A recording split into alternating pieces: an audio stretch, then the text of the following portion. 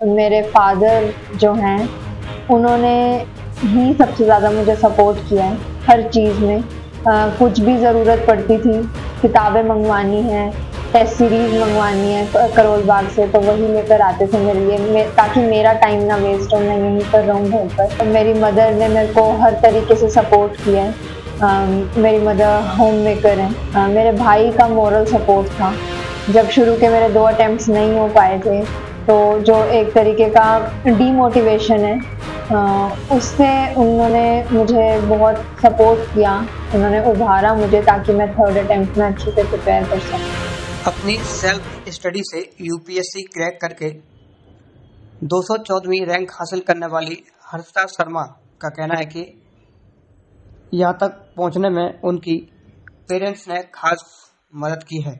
जब भी उन्हें किसी चीज़ की ज़रूरत पड़ती तो उनके पेरेंट्स उन्हें उपलब्ध करवाते और उन्होंने घर रहकर ही पढ़ाई की है, जिसके बाद उन्होंने ये मुकाम हासिल किया है और आज उनके घर में और परिवार में बहुत खुशी का माहौल है। कब से इसकी तैयारी कर रहे थे और थर्ड अटेम्प्ट आपने क्लियर किया है, कोचिंग भी नहीं है, कैसे संभव है? जी, मैं इसकी तैयारी 2019 की शुरुआत से कर रही थी। मैंने अपनी पोस्ट ग्रेजुएशन के बाद अपनी तैयारी स्टार्ट की थी।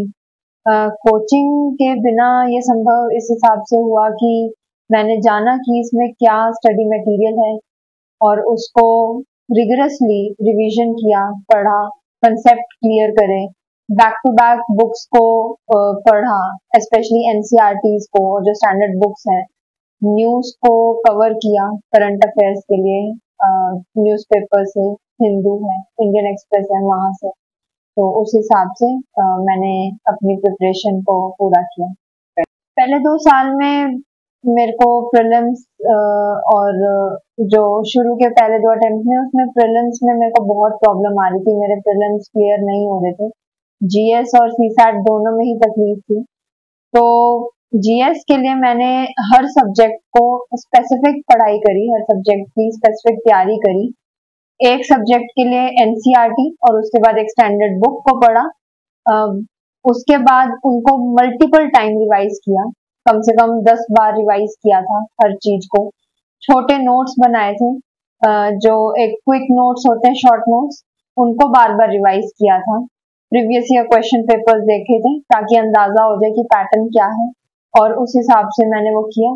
सीसैट के लिए मैंने फिर से 9th और 10th की जो मैथ्स की बुक्स हैं उनको सॉल्व किया, ताकि मेरे पास एक मैथमेटिकल जो एबिलिटी का जो लिंक जो टूट गया था आफ्टर स्कूल, वो वापस से जुड़ जाए। तो यही मैंने किया। अपने मॉक इंटरव्यूज में मैंने तैयारी अपनी की थी, लगातार जो है फेस टू फेस इंटरव्यूज देकर। मेरे मेंटर हैं, मेरे मेरे ब्रदर हैं, उन्होंने मेरे इंटरव्यूज लिए थे डेली बेसिस पे, और हमने वीडियोस देखी थी टॉपर्स की, कि उनका जो एटीट्यूड है, अप्रोच जो है मॉक इंटरव्यूज में उनका कैसा रहता है, उसको मैंने समझा और उसको अपने बिहेवियर में डाला। अपने डैश को प्रॉपरली मैंने प्रिपेयर किया था विद टाइम, और उसकी कंसेप्चुअल क्लैरिटी क्रिएट की थी, अप्रोच को रैशनल रखा था, ऑनेस्टी के साथ आंसर देना है और कॉन्फिडेंस रखना है। यही इसी चीज की मैंने लगातार प्रैक्टिस करी थी। बाकी तो सेल्फ बिलीफ होता है खुद पर। दोनों चीजें ही थी। तो सबसे बड़ा कारण उसका ये था कि नोएडा में मैं रहती थी अपने फादर के साथ, और मुझे करोल बाग जाना पड़ता था कोचिंग के लिए। उसमें करीब करीब मेरा आने जाने का मिलाएं तो 3-3.5 घंटे लग जाते थे। इसलिए मेरा हर दिन टाइम बहुत वेस्ट होता था, साथ में पैसे भी लगते थे। तो आफ्टर 6 मंथ्स मैंने ये सोचा था कि अब क्योंकि मेरे को अंदाजा हो गया है, सब्जेक्ट्स का पता है, बुक्स का पता है, तो मैंने इसीलिए फिर अपनी प्रिपरेशन घर से ही स्टार्ट कर दी, क्योंकि मुझे लग रहा था कि मुझे कंसेप्चुअल क्लैरिटी के बाद अब रिवीजन की ज्यादा जरूरत है। और इसलिए फिर मैंने रिवीजन किया और मॉक टेस्ट लगाए थे, प्रीलिम्स के काफी सारे लगाए थे।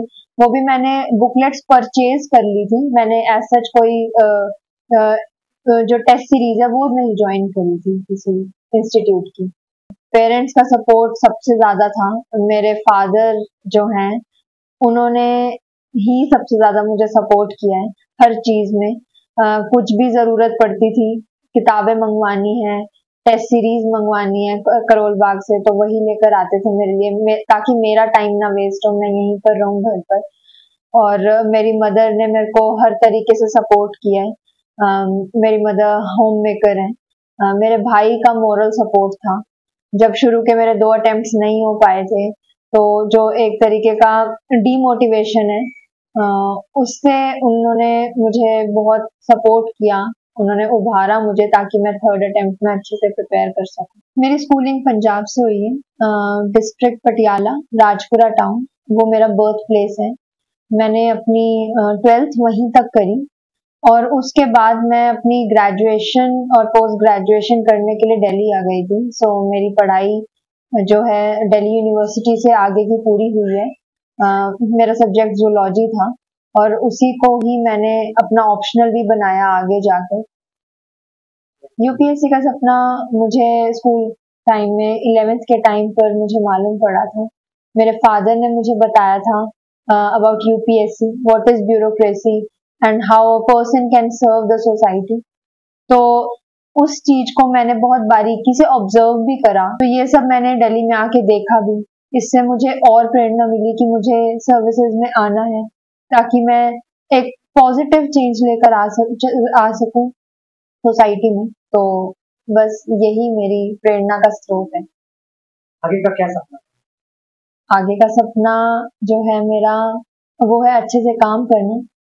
ड्यूटी जो मिली है उसको अच्छे से करूंगी, लॉ के अकॉर्डिंग चलना, स्पेसिफिक सेक्टर्स जैसे कि विमेन एम्पावरमेंट पर काम करना, हेल्थ सेक्टर पर काम करना, एजुकेशन को प्रायोरिटाइज करना, क्योंकि मुझे लगता है कि एजुकेशन ही नींव होती है एक मैच्योर सोसाइटी की, एक ग्रोइंग सोसाइटी की।